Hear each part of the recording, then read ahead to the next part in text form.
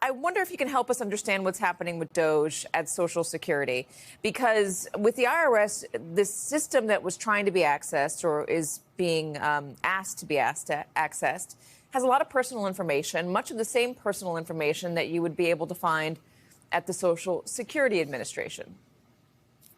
Yeah, that's right. And when we talk about the record of Social Security, in some cases, they get even more sensitive than what's at the IRS. I mean, Social Security is going to have, obviously, your Social Security number, bank information, because a lot of Social Security payments are made via direct deposit. It's going to have your family relations and dependents. But Social Security also has the largest repository of medical information in the world. And that is all accessible, given the broad scope of what folks from Doge are seeking. All right. So, Peter, when we see that Doge has access to this, I guess the question that I keep having is why? I mean, you heard Karoline Leavitt say that there are millions of dead Americans who are still getting Social Security payments. That is one of the explanations. They say they're citing fraud. IRS, same thing. They're trying to root out fraud. But there's so little transparency around this. Why aren't they being clearer with the American public? Yeah, I think there's a level of distrust here, obviously, right? I mean, this is somebody, Elon Musk, who doesn't have any experience in government, who isn't elected, who doesn't even have a full-time government position. In fact, he's a special government employee, meaning he gets to keep his private companies, which benefit from billions of dollars worth of federal contracts, even as he's rooting around through the government and making big decisions about what gets to stay, what gets to go, who's doing the right thing and who's doing the wrong thing. So I think it indicates a level of distrust. And it obviously is exacerbated when you see the head of the Social Security Administration stepping down. Obviously, there's some concern there on the part of the traditional career people who run the Social Security agency that something untoward might be done here in terms of this personal information, and that has driven a conflict here. Now, you heard Karoline Leavitt say they're looking for fraud, they're looking for duplicate payments, and there is some experience showing that there are issues with that. There has been a government accountability office study saying that the government pays out hundreds of billions of dollars a year in payments that it shouldn't make. But whether or not Elon Musk is able to determine that from this information, or whether this information is going to be used for that, I think a lot of people are skeptical about. They keep comparing this moment to what Al Gore was in charge of during the Clinton administration in the 90s, back when he was going through the federal government to make it more efficient and less wasteful. Ultimately, the end of the 90s saw a balanced budget. It was successful. It's part of the reason why. Is it a fair comparison, Tom, to compare this, what Elon Musk and Doge is doing, to what Al Gore was doing? No. What Elon Musk is doing is trawling through agencies to scoop up information without actually trying to make them more efficient or more streamlined. And I think part of the reason he's doing it is just he and his teams is just to see if they can. This is just, flexing muscle to walk in and turn to a senior civil servant and say, I want this, and let's see if you have the spine to deny it to me, and then I can get you fired. I was actually working for the federal government during the reinventing government thing, and a lot of it was just like getting rid of redundant paperwork or outsourcing things that the government was paying to do to private companies. I remember that's when security clearances started to get outsourced to companies that would do investigations and contractors. This is completely different. This is a bunch of guys walking in and saying, give us everything you've got and we'll figure out what's important later. Peter, expand on that, because I know you were covering this at the time.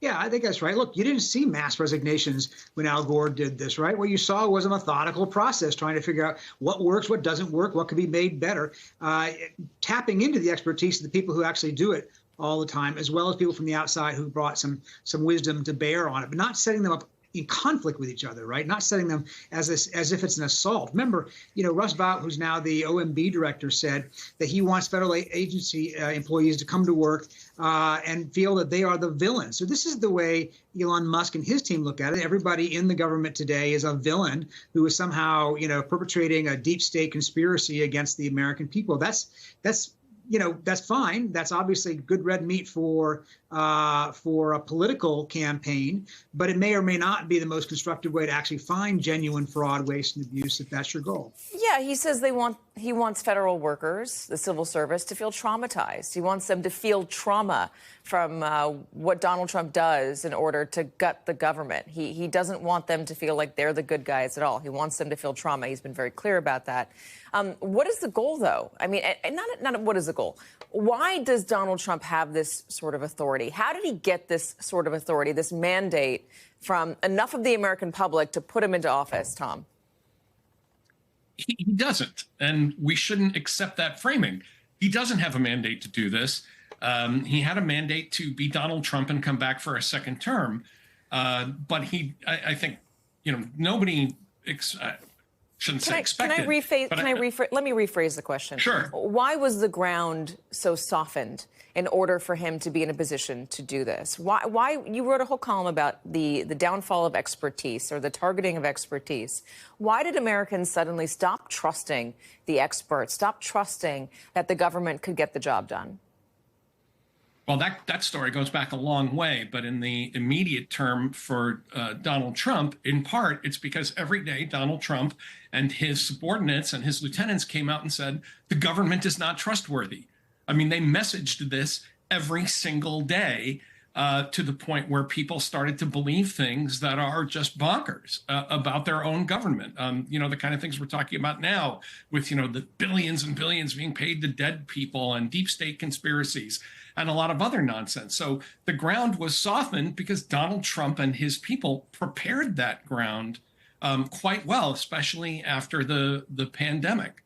This longer issue of trust in experts in general, the standard answer goes all the way back to Vietnam and the distrust in government and Watergate and so on.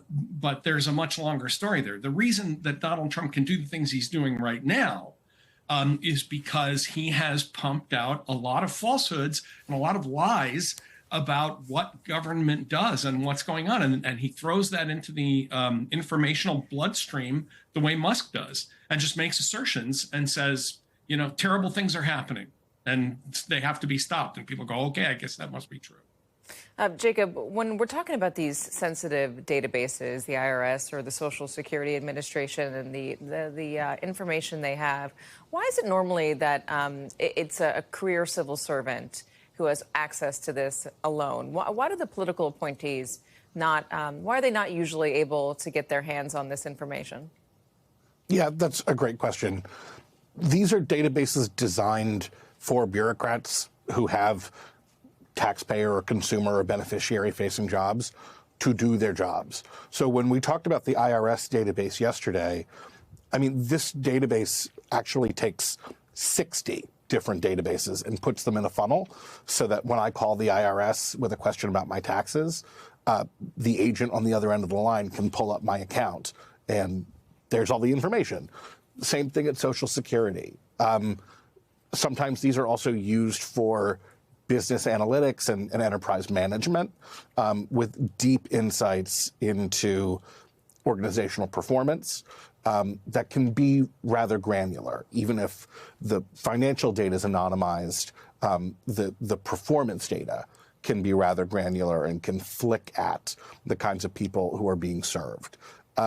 That's why these are designed specifically to be walled off from political officials, because you don't really want a political official knowing, what's in my bank account or what my employment history or medical history is. You want to leave those, like Tom talked about, to the experts. That's their job, to serve the American people one-on-one.